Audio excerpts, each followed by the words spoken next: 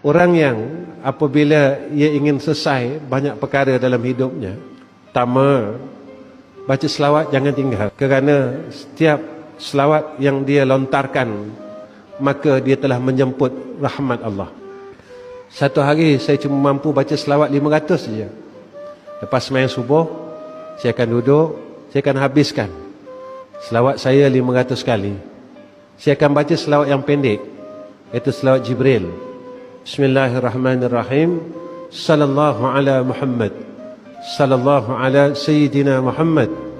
Ini yang saya baca setiap hari. Apa yang saya lalui dalam hidup, sepanjang saya beramal dengan amalan ini, Allah angkat banyak perkara dalam hidup saya. Pada hidup saya ni bukan tak ada masalah, tuan-tuan, tapi alhamdulillah semua masalah Allah angkat satu persatu.